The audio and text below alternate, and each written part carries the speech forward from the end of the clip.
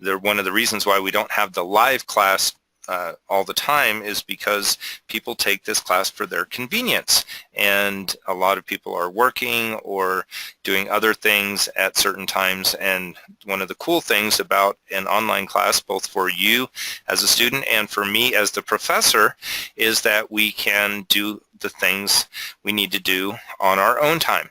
And for me, a lot of times that's late at night, in the middle of the night while my wife's sleeping. Sometimes it's on a weekend, sometimes it's at lunchtime, whatever. So, okay, so Matt says he's in Newport News, Virginia, and he works at a university there. And he's a senior network engineer. Oh, a smart technical guy. All right, I could have used your help a little while ago, Matt. I was having trouble. Let's see. Yeah, I don't know what, oh, the PowerPoint's over here. Okay, it's supposed to be coming up. Yeah, sometimes after a restart, things are a little bit slow.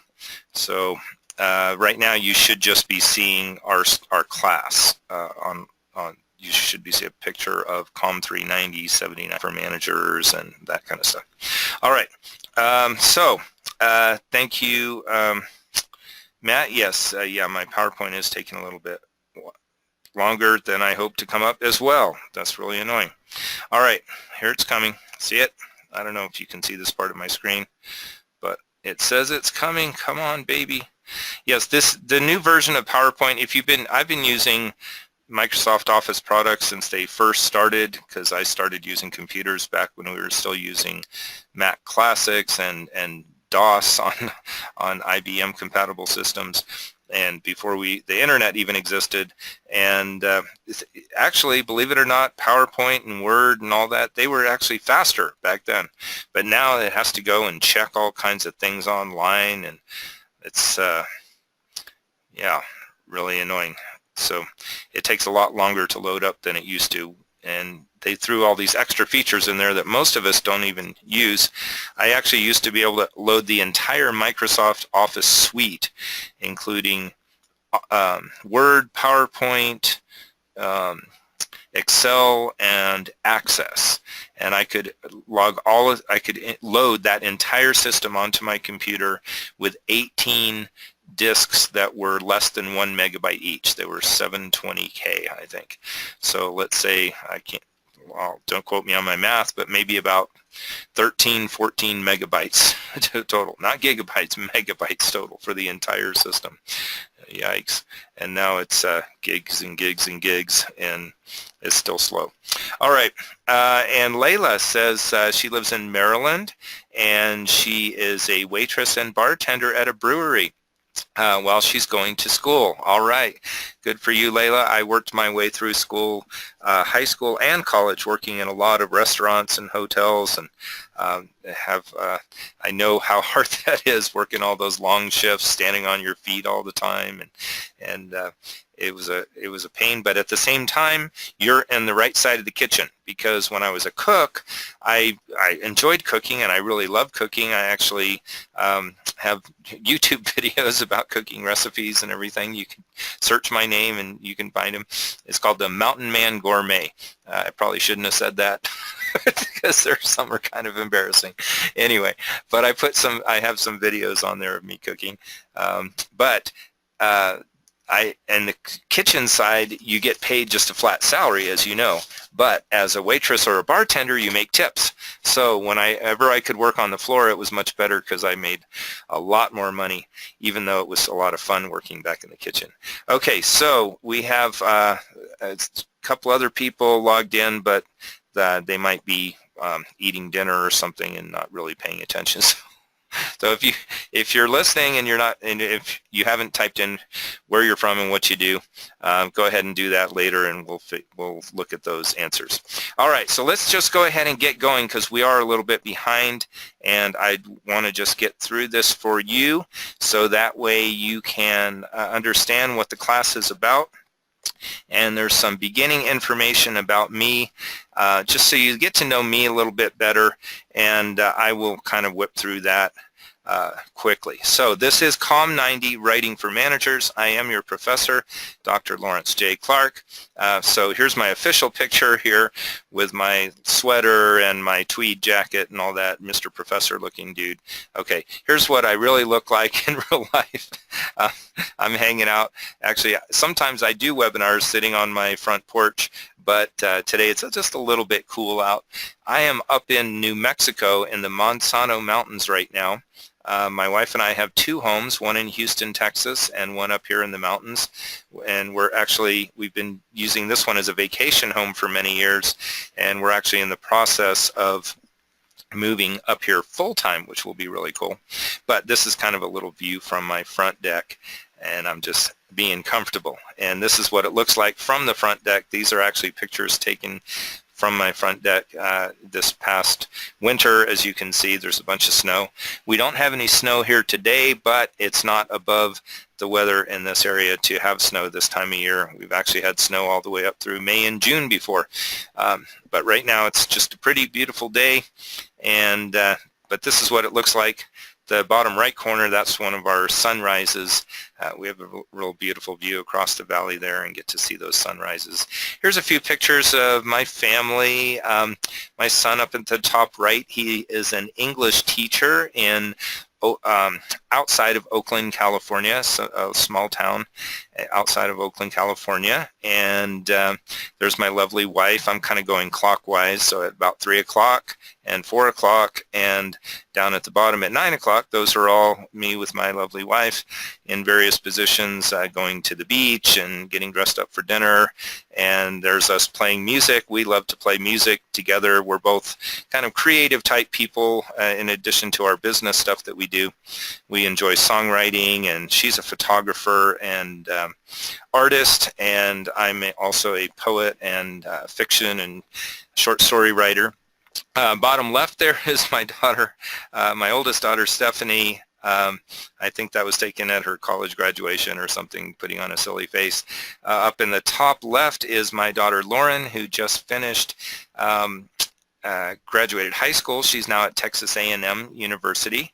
And then the one in the middle is me with my daughter, my granddaughter, Alexandra, and she's actually 3 years old now, so I guess I should change that picture. And she also has another sister who is about 1. Her name is Audrey. All right, so my academic background, I have a bunch of college degrees, as you have to do in order to become a professor. And my degrees are in communication with actually a minor in music, master's in English, and a PhD in rhetoric and literature. I also took a lot of business courses in my communication degree, and also along the way I started, believe it or not, the year I finished my PhD in rhetoric and literature, I started an MBA in business. And then I decided, yeah, I was just kind of burnt out on education at that point. So I said, yeah, never mind. All right. But I have done a lot of postgraduate study and had lots of certifications in leadership development, in personality training, in sales training. I'm also a guerrilla marketing master trainer. If you ever heard of that book, Guerrilla Marketing, a lot of business people use that. So I train people and do a lot of consulting in marketing. And I taught for full-time just about the whole of 27 years. I took a little bit of time off a couple of times and taught part-time, but mostly full-time for 27 years. Now I only teach part-time, and I only teach this class, by the way. So the good news for you is that you'll get my full attention. So I don't have 100 or 150 students to deal with. I only have our one class, which is usually around 25 or so students. So I do it not for the money, although I do get paid. Trust me, I do cash my checks, okay, or I withdraw the money from the account after they've been automatically deposited. But the main reason I teach is I love it. I just love to share what I've learned, and I just feel that I have all this experience, and I want to share it with you. And I've been teaching online for 23 years. Seriously, 23 years, since 1993. And that was the year before, I think, the World Wide Web came online for the majority of people.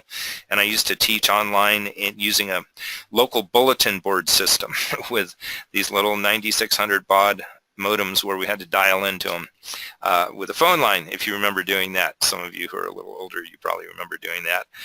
All right, so yes, I've already talked a little bit about this kind of stuff. Let's skip that. Okay, my philosophy of management is that we should, as managers, as people who are writing as managers, right? But as managers, we should treat all other people with respect. And we should also lead by example. If we want other people to work hard, we should work hard. If we want people to do things correctly, we should do things correctly. If we want to treat them to treat other people with respect, then we should treat them with respect, right? We should also learn to understand people, and that includes learning personality types and learning styles and strengths and weaknesses of our employees and of our customers. That's really, really important. And we should practice what I call ethical influence and persuasion. Ethical influence and persuasion. And this is persuading people not by hypnotizing them or not by wowing them with a bunch of lies or stretching the truth or you know, music or hypnosis or anything like that, but by using real tried and true persuasive strategies. And we're going to be talking a lot about that kind of stuff in this class. So this might include Aristotle's rhetoric, psychological triggers, understanding body language and facial expressions. I know this is a class for writing, not for speaking, but a lot of the stuff that we're going to learn in this class will apply as well to public speaking and also to one-on-one sales situations, or just running a meeting, or just having being in charge of a meeting, or just being in a meeting with other people, right? So in those cases, you would need to understand those things. Also, consumer buying behavior is a really big deal. You can use a lot of information from consumer buying behavior theory when you are writing. Even if you're not asking people to buy something, you're actually asking them to do something which is similar to asking them to buy something. You're asking them to take some kind of action. So whether you're asking people to do something specific as an employee or as a customer to buy your product or to buy more of your products, or if you're working with a charity and you're asking them to donate money to your nonprofit organization, or if you're in politics and asking people to vote for a certain candidate, you know, in companies and organizations, there's a lot of internal politics. So you might have to convince other committee members, for example, or a board of directors to get on board and to vote for your proposal or something. So there's a lot of this stuff blends together. So that's why you might think, well, why are we doing this assignment about personality types in a writing class, right? Well, because it's writing for managers, and what do we manage? We manage people, and people have different personality types, right? So you're going to learn all kinds of cool stuff in this class. And now, speaking of you, congratulations on being so smart to sign up for my class. Yes, I am so humble, aren't I? But really, seriously, this is about you, and I honor you right now for being committed, for staying online, even though we were late getting started on the webinar, but also for being committed to your time to take not only this class, but get your whole college degree, right? And this class is part of the training that you will get in your college degree. And I promise to do my best to give you my best for the next few weeks here while we're together in this class. All right, so speaking of our class, I guess I should change that slide. It says Writing 490. We changed the name of this course to Writing 390 last fall, and I thought I had fixed everything in this deal here. Let's see.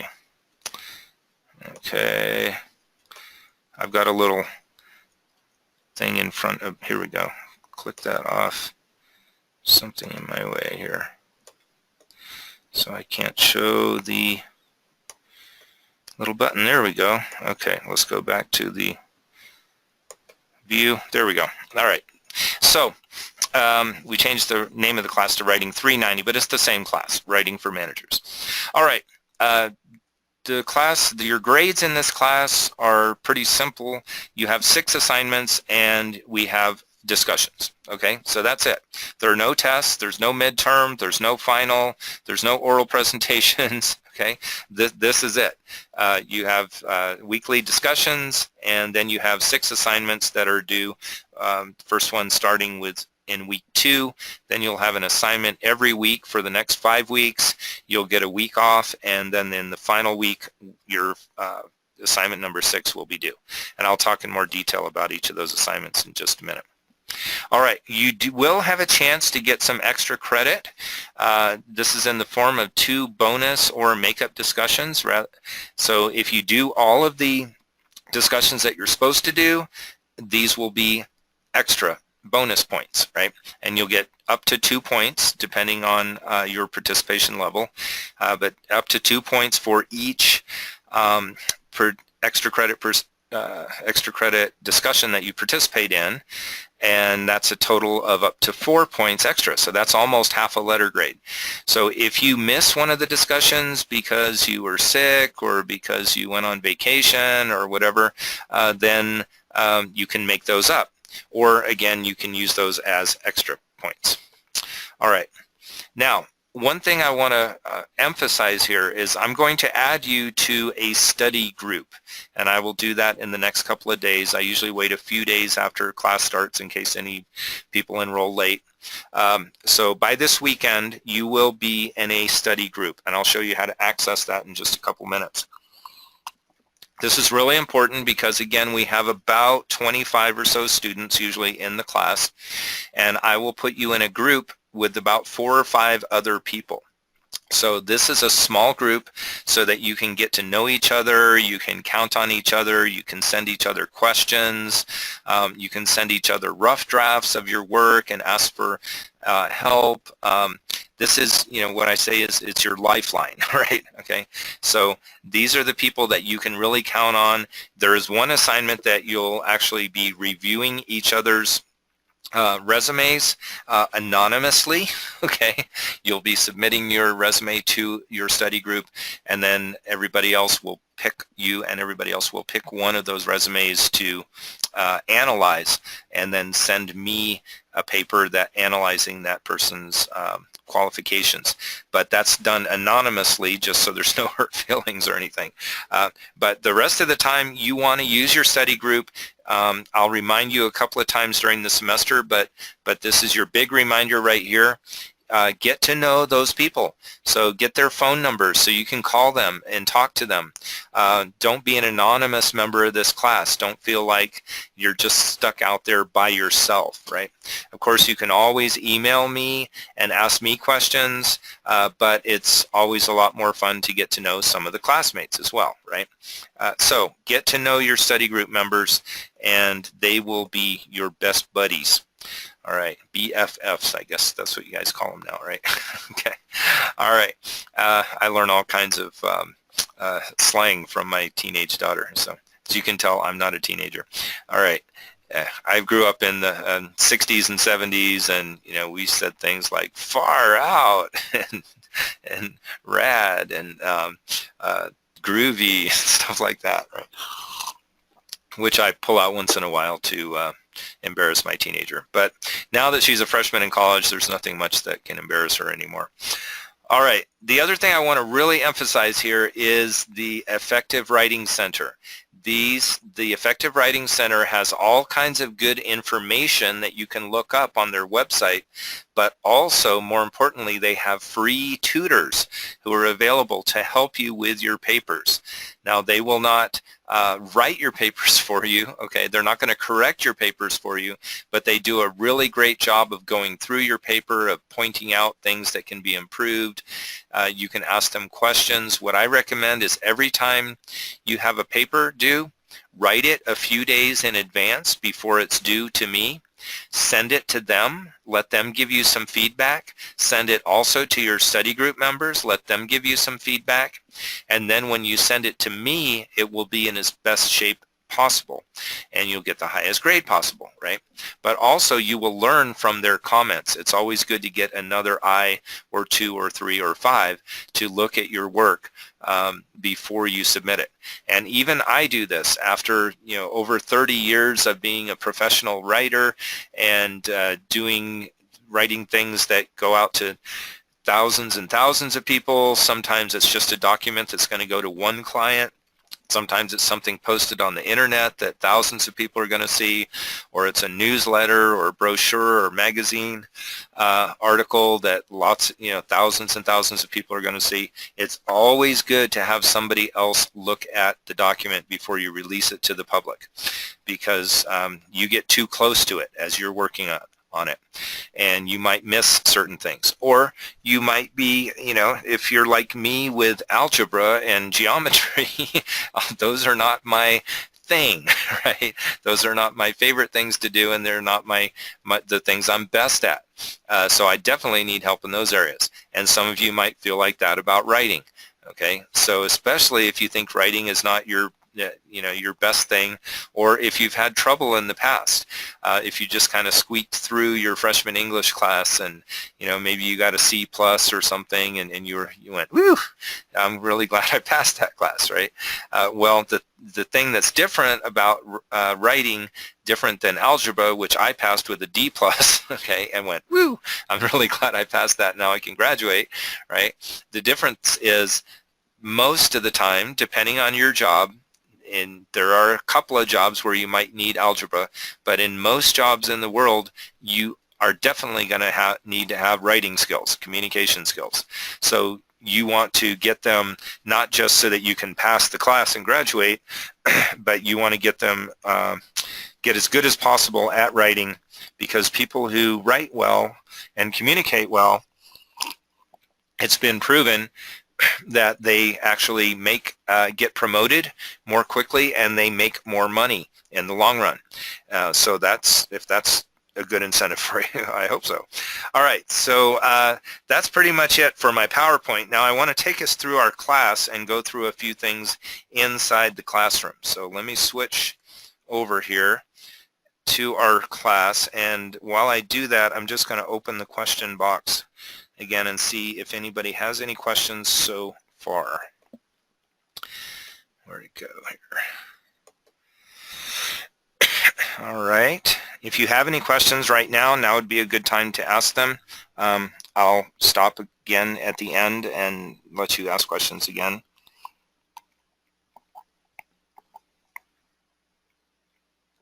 Okay, good. All right, no questions yet. So, all right, so this is what our classroom looks like. This is what it looks like to me. What I'm going to do is I'm going to change, I have this little thing called View as Learner. So this is, I guess, what it's supposed to be what it looks like to you now. All right. So if you'll notice here, when you first log into our class, on the left-hand side, you're going to see a calendar. And on this calendar, you'll see some due dates. And all of our major assignments and major discussions are listed on this calendar. And as you can see here, it goes up through April 20th, or you can click the Show More button, and it actually takes you to a calendar. And then each bolded date shows something that is due. Now, you can change from day to week to month, or you can just see a list of all of what's due, kind of like what's on the front of the page. All right, now let me just warn you about one thing here.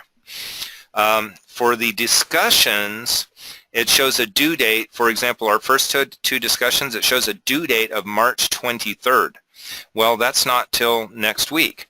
But that's the end. That's the last day. It's just the way this is set up.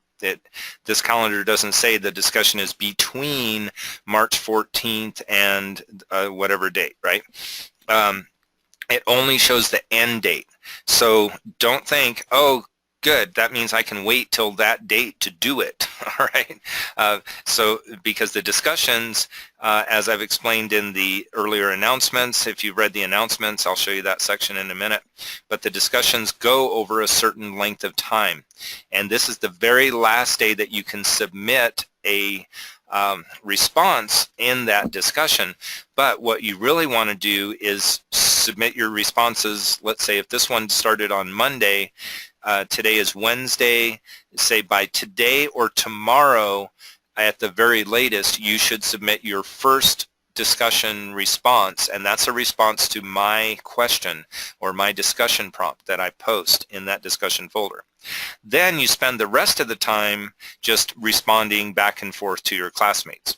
And what you want to do to get full credit is to follow the instructions and submit a decent response to my discussion prompt, and make sure you meet the word count, make sure you include whatever references or make sure are required, make sure that you read or watch the webinar or listen to a recording or read the articles, whatever it says to do before responding to that.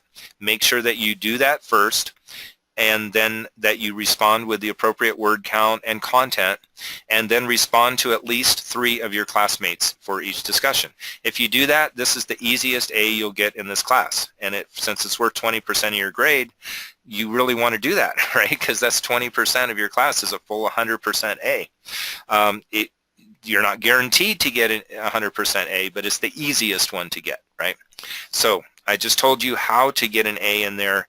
Just respond completely and with the right word count, with the right content, follow the instructions, and then also respond to 3 different people, and you will do fine in those discussions. What's really unfortunate to me is when somebody does a really great job on all of their papers and they have a B+ or A average on all of their papers, but then they don't participate in the discussions. And it can really knock your grade down. Actually, if you don't participate in any discussion, I guess you could still pass the class if you had 100% average in your papers, which is pretty rare. Actually, I don't know if anybody's ever had that, but it'll knock your letter grade down 2 whole letter grades, all right, your final grade.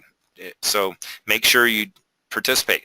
On the other hand, you can have, don't quote me on the numbers here, but let's say you have a C+ average on your papers. Again, maybe writing isn't your best thing, you're trying hard, but you're still having too many errors and this and that. But let's say you have a C+ average. If you participate in all the discussions and do that fully, that 100% grade on 20% of your final average will bring your grade up, and you might end up with a B, like a mid to high B. Okay, again, don't quote me on the math there, but it will help you. So do participate in the discussions. All right, so again, the same thing with the papers here. They're due on certain days, but there is no paper in this class that can be written in just one sitting. Maybe the progress report, which is just a brief memo to that's paper 5. We'll talk about that later. Maybe that one you could sit down and write in about an hour or so, but the rest of them are going to require reading, research, listening to webinars, listening to recordings, reading articles, and then sitting down and following the instructions, making sure you have the paper in the correct format and all that. So make sure that you start each paper way before the due date, all right? But the good news is that you have here a listing of every single major assignment and every single major discussion for the entire semester. So for example, paper 1 here, you can just click on it and you can read the instructions for paper 1, and you can go ahead and get started on that anytime, right? So again, I would say start things early. Don't wait till the last minute, and you will do much better in this class. Also, if you have a question about an assignment, you'll want to ask me that well before the due date. If the assignment's due on midnight, at midnight on a certain day, especially since they're due on Sundays, don't send me a message Saturday night or Sunday morning and expecting me to get back to you in time for you to get the answer and finish the paper, right? So send me your questions. I think I put in there 72 hours in advance, if possible, right? So start your paper early so that if you have any questions, you can ask them of me or of your study group members well before then. Also, that will give you time to send your rough drafts to your study group members as well as your the tutors in the Effective Writing Center. All right, so let's go back to the course home here. So remember this calendar, you can see everything that's due. You can also go over here to the assignment tab and you can see a listing of each assignment, and then you can just click on it and you'll get the same thing that I just showed you, which is the assignment instructions along with a submission tab. So you can get to your assignments two different ways. One is from the course calendar and one is from the assignment tab up here in the top. Those are the same descriptions. It'll take you to the exact same thing. All right, you can also get to the discussions either through the calendar or by clicking on the discussion tab. All right, now just a quick note about here about the discussions. There's this little area here called the Ask the Professor Your Questions here. I really prefer that you send me your questions by email. That way I can respond to you personally and you'll get a much quicker answer. Okay, so this is really important. I check my email unless I'm traveling or out camping or something with no no internet access. I check my email usually at least once, sometimes several times a day. But I do not log into this class every single day. All right, so in order to check my email, it's just in my Gmail and it's always open, right? Pretty much all the time. But if I want to go to this class, I have to go to the website and I have to go log in specifically. Well, let's say if it's the beginning of the week and I've sent my class announcement and I don't have any papers due or I've finished grading papers for that set, I might not check I might log into the class again until Wednesday or Thursday, right?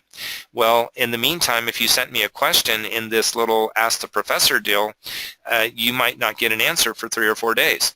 However, if you send it to me by email, then I'm sure to get it and I will respond much more quickly, okay? So that's just to let you know.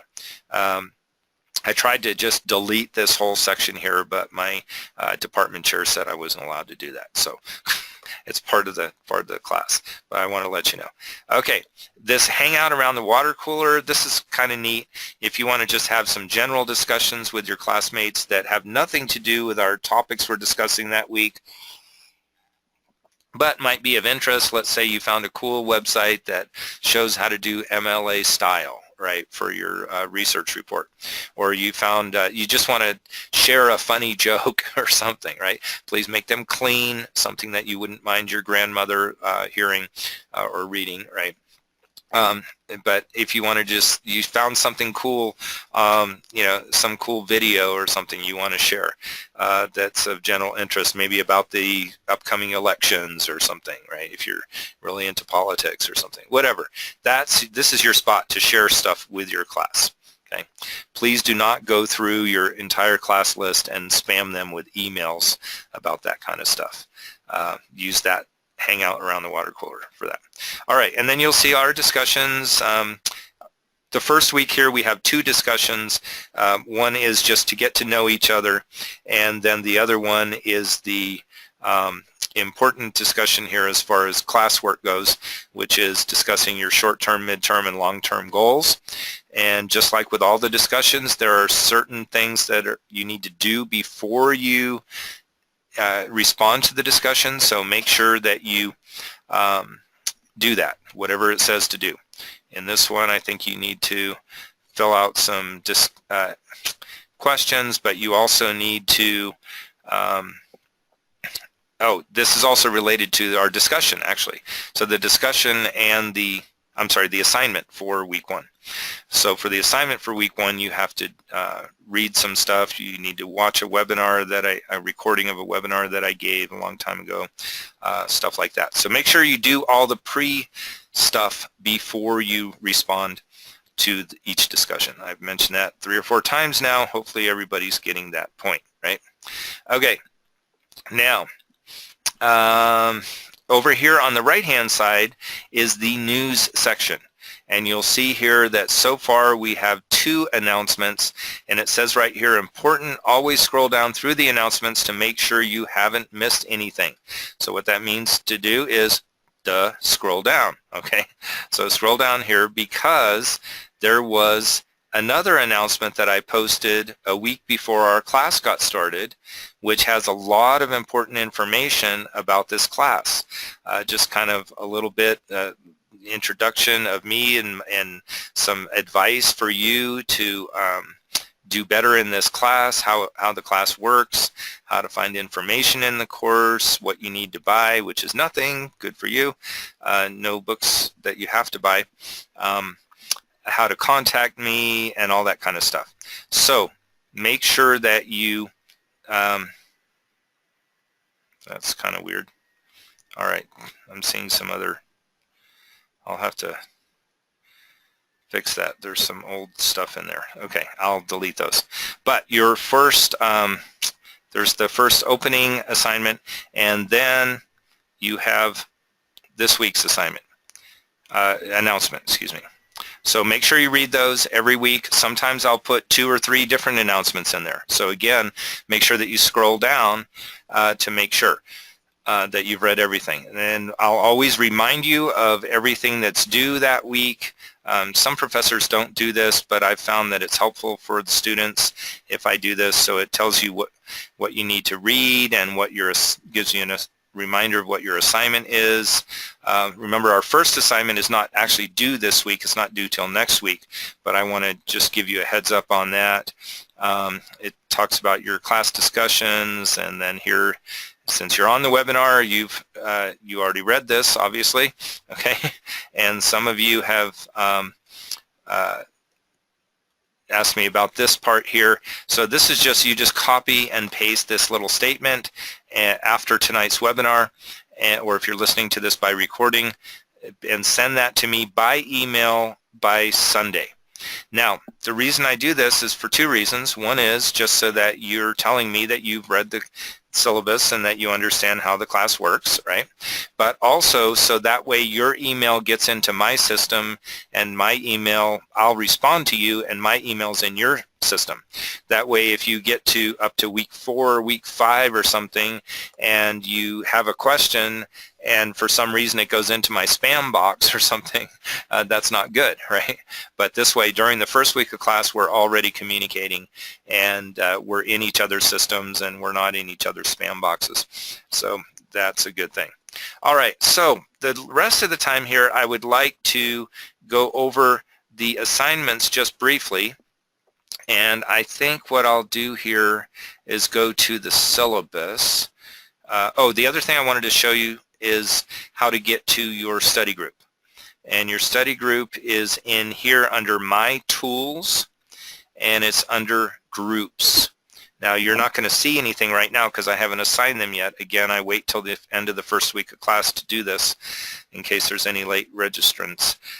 But this is where your group will show up, and you will have a locker, which is your group, a place where you can upload your rough drafts and any other documents that you want to share with your group members.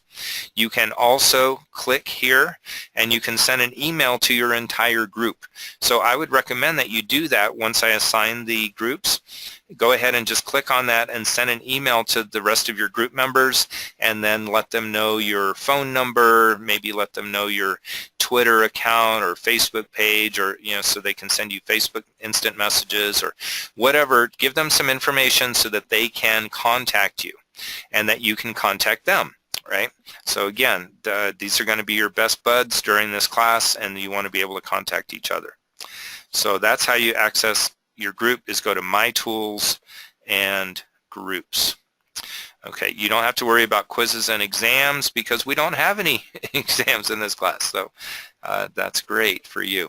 Now that does not mean that you can get away in this class without reading the material, okay? That's really important. Let me just emphasize this. The way that you are graded on the material, that the course content that you're supposed to read, is that I can tell if you have implemented that concept or strategy or theory or whatever into your assignments. So for example, if I ask you to read an article about eliminating passive voice, and then you send me a paper that has a bunch of passive voice all the way through it, well, I can tell that you probably didn't read that article, okay? So again, you're not going to be tested per se with an official midterm exam or final exam, but the way you're tested on the course material is you implement it into your papers that you write for the class. Alrighty, so let me go to the syllabus because this will show us, let's see. Oh, I guess I should show you the course content area too. So I clicked on content. So each week there is a course content area, and this is for week 1. It has a little introduction of what we do this week, and then it has your reading assignments. It has a link, or it talks about your what do you call it? Your discussions for that week. Okay, it looks like there's not an actual link here, but you just go to the discussion area as I showed you. And then it shows if you have any major assignments due. As you can see, there's no major writing assignment due this week. So what I would do this week is I would go through all of the readings and recordings for week 1 and week 2. That way you'll have all of those done since you have no major assignment due, writing assignment due. And I would do that this week, and then that next week you can focus on just writing your assignment and doing the week 2 discussion. And then there's a little section here that says the course outcomes, what you are expected to have learned. All right. Now, this is also really important. There's a learning resources section in each content folder. And in this section, I have included extra stuff, okay? So, for example, here's some supplementary info on time management and goal setting. If you click on that, you will see you'll see several different things in here, right?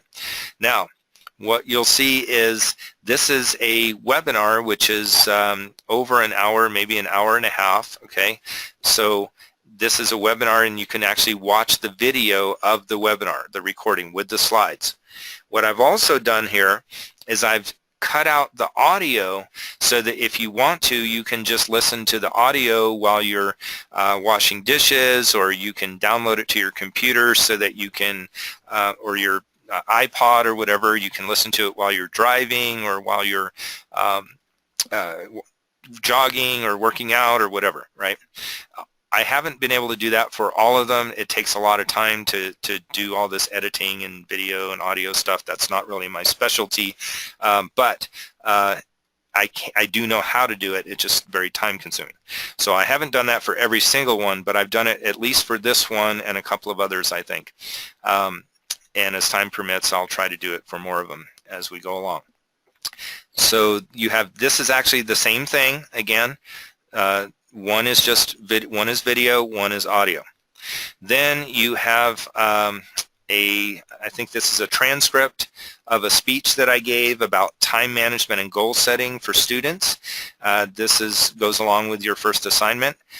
This is another article about time management principles by Dr. Ed Sapp, who also teaches here at University of Maryland. Really great guy. And very knowledgeable about a lot of things. We'll also use some of his handouts and articles for our resume writing when we get up to that area. Here's another article that I wrote about 5 easy steps to setting your goal. You can read that in about 3 minutes. It's really short. And then this is an audio that I did. And actually, I think I can't remember. This is a pretty short one, though. This is not an hour and a half. It's more like 5 or 10 minutes, okay, about setting goals. So you want to make sure, the point here is that you want to make sure to click on, oops, let's go back to that. In each week's content folder, you want to make sure that you click on that section that says Supplementary Information. Because, so under Learning Resources, where it says Supplementary Information, you always want to make sure you click on that, because you never know what's in there. And if you don't click on that, you're not going to do as well on the assignment, especially because in the first assignment it says listen to the webinar and make sure you include 3 references to the webinar in your first paper, right? And so if you never listened to the webinar, then you didn't include the first 3 the 3 required references, and you're not going to get a very good grade, right? Besides the fact that since I gave the webinar, I think there's some really great information in there that will help you. All right, all the stuff in here is not always stuff of mine. Sometimes it's stuff that I've found, but I've been teaching this course for a long time. Again, I've been teaching since, well, I started teaching in 1988, started teaching online in 1993, and started teaching this course, particular course, in 2004. So I've been teaching this course for almost 12 years now, about 12 years, yeah, and several times a semester, usually 4 or 5 times a year. I've developed a lot of material for you, all right? So I've put my time and energy into giving you this information, so it would be wise of you to use it. All right, now the other thing you'll find in here is some sample student papers. And I will try, I can't promise, but I have samples of most of the major papers. There are 6 papers. Some of them are pretty self-explanatory, but I've been trying to get samples for each one. The problem with the samples is, like, the sample might be from 3 or 4 years ago, and then I've slightly changed the assignment a little bit, so they're not all, you know, exactly, but it's pretty much what I'm looking for, all right? So in this case, I've got 2 different assignments, and make sure you read the assignment instructions as far as all the had different sections that need to be in there and the format that I'm looking for and all that kind of stuff. Read the assignment instructions, but you can also look at these sample papers just to kind of get a general idea of what I'm looking for. And in a couple of these, I've also included some of my comments so that you'll see how what I'm thinking when I look at a paper. All right, so that's your course content area, and then now let's just go to the assignments, and I just want to run through, but I wanted to show you in the syllabus so I can just scroll through them. So let me go to here, syllabus. Where is it here? Syllabus. Okay. Oh, also, let me just go back one step here. Under the syllabus, there, when you click on syllabus, before you actually get to the syllabus link, which is this one, you will also see these different instructor policies, and this is just a series of PDFs. I actually didn't write these. These are put in every single class, at least in our department. I don't know if every single UMUC class, but at least in our department. But it has some good information here, you know, online participation grades, guidelines, how to get an A for discussions. I already told you that, but you can read that for more details. How to find your feedback, how to avoid plagiarism. That's really, really important. I do not use the, what is that called? Turnitin. If you've used Turnitin for other classes, and I do not use that. One of the reasons is because almost every single assignment in this class is a very unique assignment that I've developed, myself or in conjunction with Dr. Sapp for this particular course, and it's really hard to plagiarize some of them, especially if you're writing about your own goals. I mean, if you're going to plagiarize somebody else's goals, I guess you could do that, but that's your problem, right? But the other reason why is, one is their unique assignments that will have to do with real life situations in your life. But the other reason is because I can pretty much tell, trust me, after grading papers for 27 years, I can pretty much tell your writing style after I've read it for a little bit in your discussion posts and in your first assignment or two. And then if I see something that looks out of whack, all I have to do is go to my friend Mr. Google or Ms. Google. I don't know if Google has a gender. I guess some people say Google is God, but whatever, I don't know. Anyway, we won't get into theology here. But the point is I can just paste in 2 sentences into Google, and if it's anywhere on the internet, I can find it, all right? And so just don't plagiarize, just don't do it. Just write your own stuff, and you'll be fine, okay? If you do use somebody else's material, which you will be asked to do, some quotations or statistics or whatever, then just make sure you cite it correctly using MLA style, and you'll be fine. All right. So anyway, there's some extra information in here. It might be good for you to just scroll through some of that material as well. All right. Now, let's get to our final part of this webinar, which is the actual syllabus.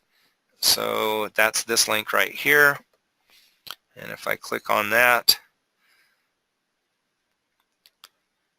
the syllabus will come up. While that's doing it, I think I'll just check here and see if there's any questions.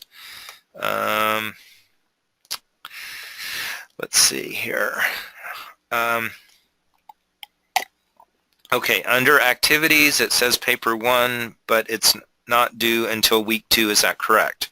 I see the date listed, but I want to double check. Yes, that is correct. I mentioned it in the announcement in the week 1 announcement, but it's not due until the end of week 2. Whatever that date is that's on there, it's 20-something, I think. Whatever that date, that is correct. Okay, good question. All right. Okay, that's all the questions so far. So let's go back to the syllabus. And the syllabus just gives all kinds of information, which you should have read already. But I just want to skip down here to the assignment descriptions. And here we go. All right, so paper 1 is your professional goals statement. And the thing that I want to emphasize, I'm not going to read all of this description to you. You can do that on your own time. But I just want to emphasize a couple of things about each of these projects. It's things that I've seen students either misunderstand or do incorrectly in the past, and I just want to save you from that. I want you all to do well. Remember, I'm on your side, and I want everybody to get an A+++ in this class and to do the best you can and to be able to use this information. Unlike some classes that I took in college that I never ever used the information that I learned, you're going to use this information for the rest of your life, right? And so that's one of the reasons why I like teaching it and why it's the only class that I teach anymore, besides the private webinars that I do on different topics, but that's a different thing. And just a note about that, by the way, I do a lot of private webinars, meaning private webinars for companies, or I do them for the public, but they're webinars that usually lead to, they're either for an organization like the Chamber of Commerce or some other organization like that, or they are for people that are trying to sell some kind of information product, maybe about how to, let's see, one that I did recently was how to join a group of entrepreneurs and to join a mastermind group, which is a group that meets regularly and shares information and all that. And so there was a teaching portion of the webinar, which was really cool, about time management and goal setting and stuff. But then at the end of the webinar, there was an offer being made to join this group and to pay some money, right? Well, I used to invite my students every time I do a webinar like that. There's always some good information in there, right? And I would invite my students to those webinars, but some students didn't like the fact that at the end, even though I told them don't buy anything on the webinar, and I'm not sending you there to buy something, I'm just sending you there to learn, you know, just turn it off when it gets to the part where they're pitching the product, right? But anyway, the point is I was asked by my department chair not to invite you to any of my private webinars because of that. Now, some of the recordings that you're going to see in the course content area are webinars that I have done for different groups, such as the Chamber of Commerce, etc. But I've tried my best to block out the information about whatever's for sale. A lot of the stuff, for example, it might be a 2-year-old webinar and that thing isn't even for sale anymore. Or the thing that that was for sale wasn't even for sale. It was just an event that the Chamber of Commerce was putting on, and it was over 2 years ago, right? But I've tried my best to block all that stuff out. So if you're watching any of those recordings of the webinars, I've done my best to block that stuff out. I'm not trying to sell you anything. I'm just trying to give you some good information. And I will not be inviting you to, I'm sorry, but even though there might be some good information in there for you, I won't be inviting you to any of my current webinars because of that reason. All right, now getting back to paper 1. The main thing here that where I've seen students do 2 things that are incorrect. One is to not follow the correct format for writing a business memo. They try to write an essay. All right. This is not a college freshman English class, right? You're not writing an essay with 5 paragraphs and all that. However, you are writing a document that has an introduction, has a some body paragraphs, and a conclusion. So it is similar in that respect, but I want you to write it in business memo format. So if you look at the 2 samples that I put in, you'll see those are done in business memo format. But also, if you've never written a business memo, an official business memo, just Google business memo format, okay, and you'll see lots of different examples. And I've also written some information in here to help you with that, as far as it needs to be single-spaced, and it needs to be somewhere in here. It might be in the yeah, down here. You have 5 sections, you have 5 headings: introduction, short-range goals, midterm goals, long-term goals, conclusion. So each one of those sections will be a paragraph or 2 long, and it will have a heading. So just make sure that you use the correct business memo format. The other thing where I've seen students mess up on this particular assignment is because you're writing in this assignment, it asks you to write to your supervisor, write to your current boss. Now, if you're not employed right now, you can just write it to a potential boss or future boss after you graduate, right? Most of everything else in this class, though, if you have a job, please write it to your current boss. You don't have to give it to them, although you can. A lot of students do, and because it's good for your boss to know what your goals are, right? But the most important thing here is that the goals that you list in here are your goals. These are your career goals, your career objectives, right?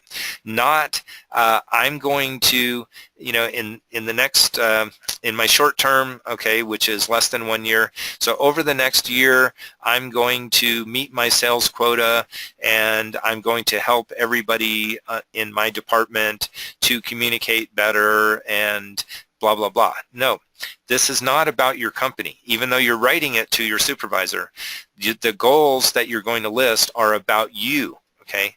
So your personal and professional goals. Some of them, it could be about, you know, my long-term goal is to retire and to own a bait shop in a fishing community, right? Okay, whatever, and to ride a bicycle to work every day and to go fishing every morning before I go to work, right? I mean, that's a valid long-term goal, but it has nothing to do with your current job, but that's okay, all right? So that's the thing that I've seen students mess up on, is they try to make it everything about the company that they're working for. And while some of them might be related, you might have a short-term goal of being promoted to a particular position within your company, and you might list a couple of the things that you're going to do in order to get there. That's okay, because that's your personal goal, right, is to get that promotion and be in that position. But your goal is not to help the company make millions of dollars or to solve every problem in the company and all that. Okay, so that's that paper.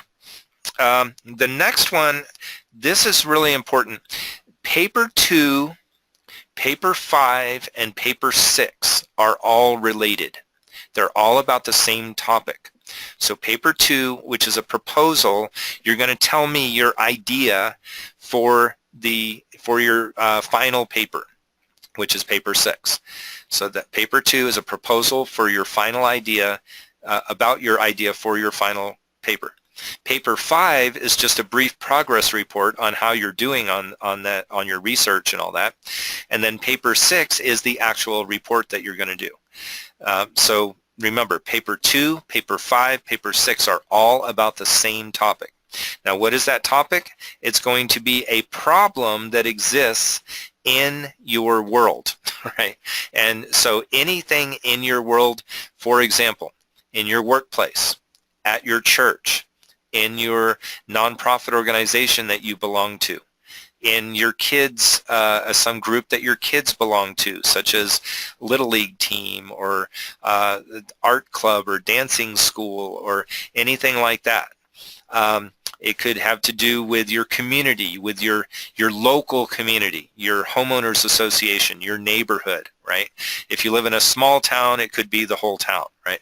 But the idea is something that is local, a problem that you are aware of, and that you know the people that are involved with the problem, that you can actually talk to and interview and make and get some information from the person who can make the decision to help solve the problem, right?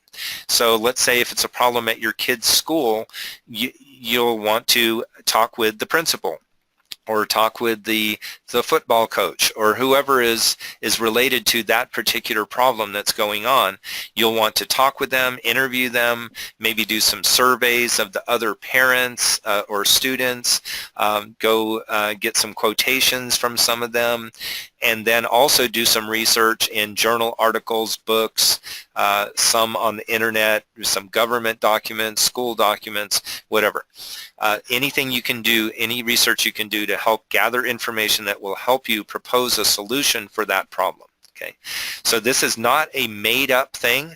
You're not just doing some case study out of a book to solve a problem in a fictitious company, right? This is a real-life situation. Okay, and some people have a hard time with this. They say, well, I don't want to bother my boss, right? Well, no, you're not bothering your boss if you help solve a problem at your workplace. I've seen students get promotions and get raises and bonuses for helping to solve problems, right? So don't think you're bothering them. Think of it as you're helping them, all right? So that's really important, those two things. One is that paper 2, paper 5, and paper 6 are all related and all about the same topic. And then the second thing is paper 2 and paper 5 and paper 6.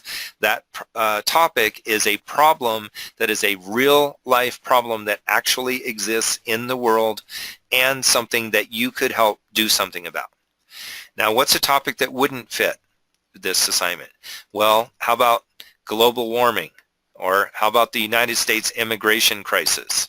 Or how about peace in the Middle East? or world peace, okay, right? Or how about some other, major issue, drug abuse in America, or the high rate of crime, or whatever, okay? You can't do anything. I mean, we can all do our part with everything in the world, right? So I don't want to minimize your voice. You can vote for politicians, you can support causes, you can do things like that to help with those problems. But you're not going to actually be able to solve a huge problem like that with a small 3,500 to 5,000 word report that you wrote for a class. Okay. However, you might be able to solve a problem that's in your workplace, or that's in your school or your kid's school, or is in your church or in your volunteer organization, right? So that's what that is, and you can read the instructions for all those assignments. I would recommend before doing paper 2, go ahead and read the instructions for paper 6 as well, and that will give you a better idea of how they all fit together and what's expected. And if you have any questions at all about whether your topic is going to fit the assignment, send me those questions well before you submit paper 2, okay? Because that way I can help you work through it. Or if you're trying to decide, well, there's this problem or this problem, maybe, I'm not sure which one would be better. Well, send me an email with your couple of different proposed topics, and I'll help you out with that. And sometimes I'll send 5, 6, 7 emails back and forth with some students who are trying to work it out. But I'd rather help you work it out beforehand than you have you spend all the time writing the proposal and starting your research on a topic that isn't going to fit. All right. Then, in between those, in between paper 2 and papers 5 and 6, we have 2 other papers, which is paper 4 and paper 5. And paper 4 is a really kind of fun assignment. This is called the Good Deed Report. And as a former Boy Scout, I really like this one, okay? And what this does is you are going to find somebody who is not your employee. Okay, so that's the only criteria here. It can't be your own employee. But find someone, either a coworker or somebody who works in a store or a restaurant that you have eaten in, or where you bought products in their store, somebody who works in a government agency that you've had to deal with, anybody who has gone above and beyond the call of duty and has done a really excellent job in their in their work and helped you or helped someone else. Okay, could be maybe they helped someone else, maybe your wife or your kid or your husband or whatever. But somebody who has gone above and beyond duty, and then you're going to write a letter to their supervisor and let them know. And you're going to tell them what they did. And you're going to not only just tell them, hey, I'm letting you know what this person did, but I'm asking you to take some action. I'm asking you to give this person a bonus, or give this person a promotion or something. So you're going to tell them what the person did, give them some kudos, right? But that you're also going to ask their supervisor, to give them to do something for them. And then you're going to, so you want to do this assignment again well in advance of the due date so that you can have time to hear back from them. So you're either going to write them a letter or an email, some way communicate this to that supervisor, and then you're going to send me a memo in which you explain, you're going to send me a copy of the memo that you wrote, memo or letter that you wrote to the supervisor, but then you're also going to send me a memo telling me what the result was. Okay. Now, occasionally there will be no result. Sometimes they'll just never get back to you and you just never know, right? But most of the time they will respond and they'll let you know, and especially if it's something that's in your own company or in your kid's school or something like that, you can always check back with them. So that's what that assignment is. The thing where some people mess up on this one is waiting too long. Okay, waiting until the day before the due date to send the memo or letter to the supervisor, and then they have nothing to report back, right? So make sure you do that assignment well in advance. It's not due until, gosh, maybe a month from now. But I would go ahead and start looking out for situations now. Start looking for people who are doing some excellent job or above and beyond the call of duty, so that you can use that as your topic for this, and go ahead and get that sent, and you can get paper 4 out of the way in the next couple of weeks maybe if you do that. All right, so that was paper 4. Oh, paper 3. Sorry, I skipped paper 3. Let's go back. All right, so paper 3 is an employment application review. Now this is something that you will have to do at some point in your life as a manager, and you'll have to either yourself or as part of a committee be in charge of deciding who gets hired for a particular position. Now, in this assignment, you are going to write, it's kind of a double assignment, but you're only going to get graded on one part.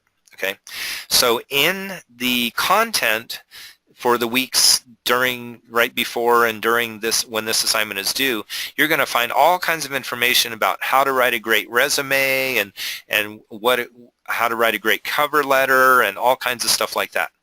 Well, you want to use this assignment to write the best resume and cover letter you can for a job that is actually open in your field.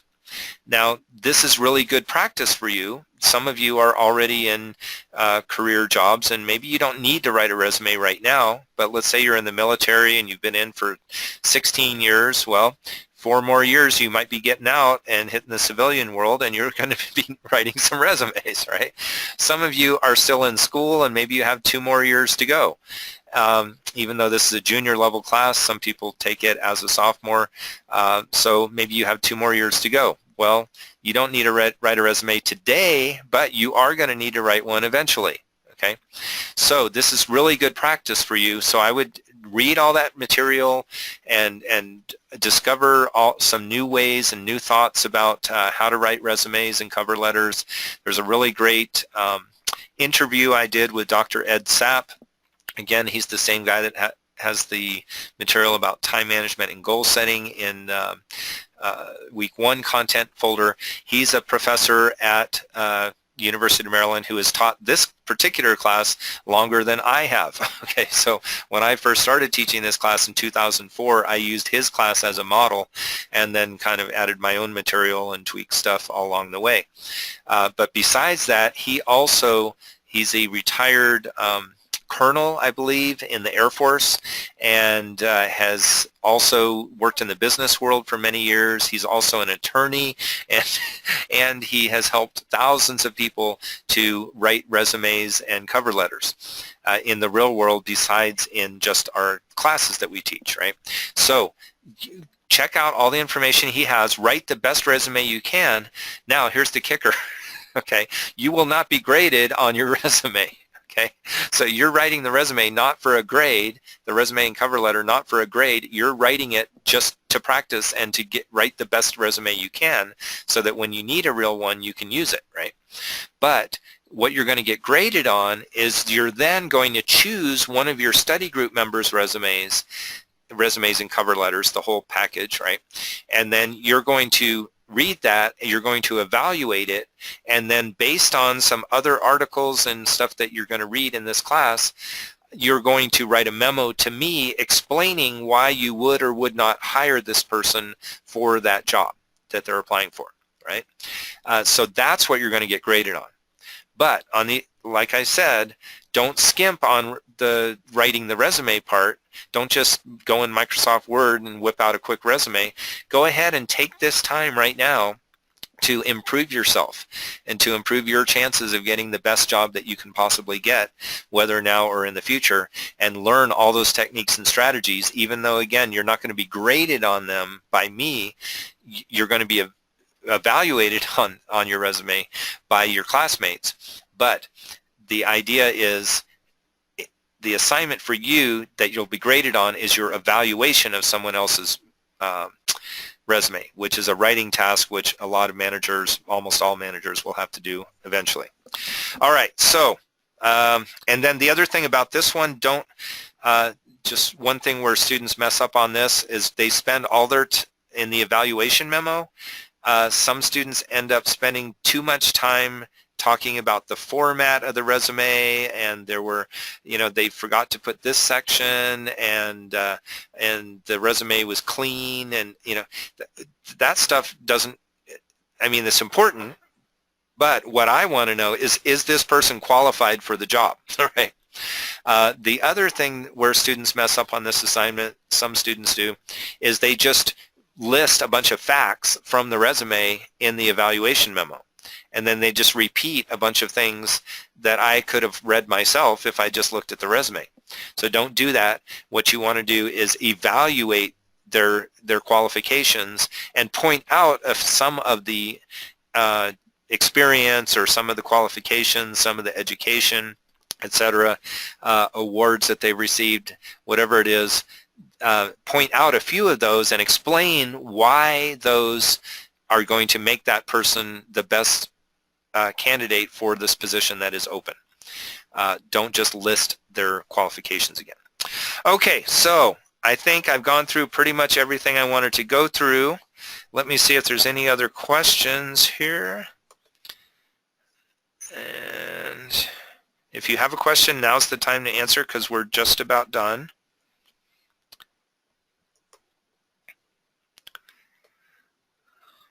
Okay. All right. I don't see any other questions besides the ones that were asked earlier.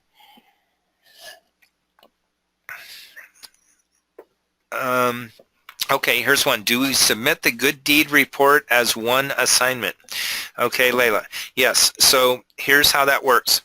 You're going to write a memo or a letter, usually a letter or an email, unless a memo is used internally, so within your own company or organization. If you're writing to somebody outside your company or organization, you're either going to use an email or you're going to use the business letter format as opposed to memo format.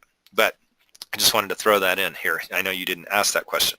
But you're going to send the email or the memo or the letter to the supervisor and explaining what the person did and why it was above and beyond and what you think, and recommend some kind of action that you want them to take to reward that person. And then you're going to get a response from that person's supervisor, hopefully, and then you're going to write a memo to me explaining what the person did and what the response of the supervisor was. Okay, so what you're going to do is you're going to have two separate things you're going to send me. One is the original memo, letter, or email that you sent to the supervisor. The second thing is the memo to me telling me what happened. Now what you're going to do is take both of those, paste them into one Microsoft Word document, and then send it to me. So you're sending me two separate things, but in one document. So does that answer your question? Okay. All right, good. Okay. Now, we have another question here. Let's see. Matt says, do we have to read all the information you put out? Okay. Yes. Well, actually, there's a lot. I know there's a lot. And so some of it you can just kind of skim through, right? There's the book. I don't think I even mentioned that, but it's that instead of buying a book, there's an ebook that I found that has a lot of really good information, and that book is found, let me see, it's in the content folder somewhere. I think in week one content, and it's called Business Success, or gosh, I should remember the name of the book. But let's see here. Let me find that. There are some specific chapters in there that you will be assigned each week, and so you definitely want to read that. There's a couple of things in there that we just kind of threw in. I can't remember exactly which place it is. But most of the stuff is just really, it's short little chapters. It's Business Communication for Success. There it is. Business Communication for Success is the name of our quote-unquote textbook, right? So that you'll have some certain chapters or sections to read in that. And then the other things are mostly articles here and there. There are a couple of things that are just big, huge, long documents that might be about grammar or something like that that are more for reference, right? But yes, you do want to read. I know you said you were just kidding because there's a lot of stuff. But you know, since we don't meet as a class, you're not coming in 3 times a week and listening to me talk, right? So think about it that way. If you were to come to class 3 hours a week, instead of doing that, you'll be reading that stuff, reading that content, and or listening to some webinars, etc. But just do your best. You know, even if you don't read it all word for word, at least look at each document, skim through it, get the major points, right? Okay. All right. So, any other questions before we go?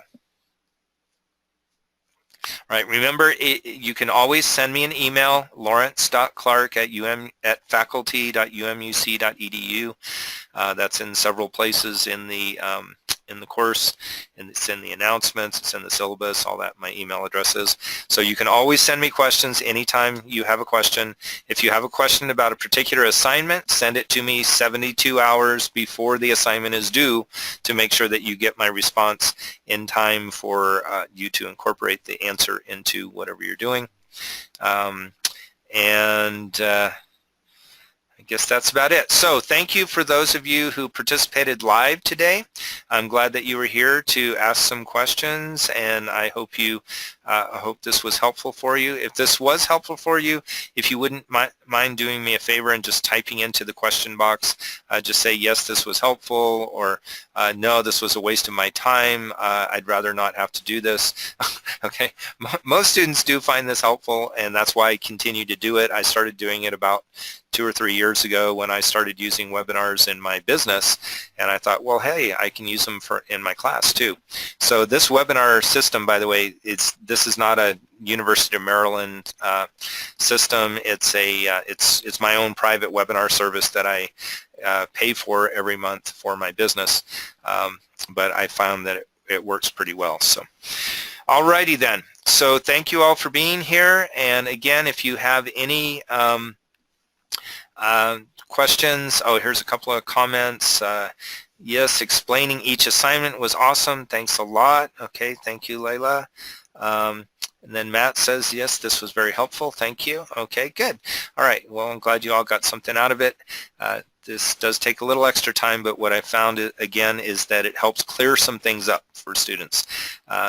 Because most of everything else you have is written, and yes, as Matt mentioned, there's a lot of content and your eyes can get blurry trying to read the screen and all that. So again, if you have any other questions, feel free to email them to me, and for those of you who are listening in the recording, same to you.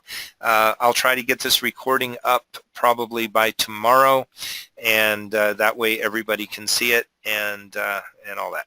So have a great rest of your day, and I will see you in the classroom. Okay, bye-bye now.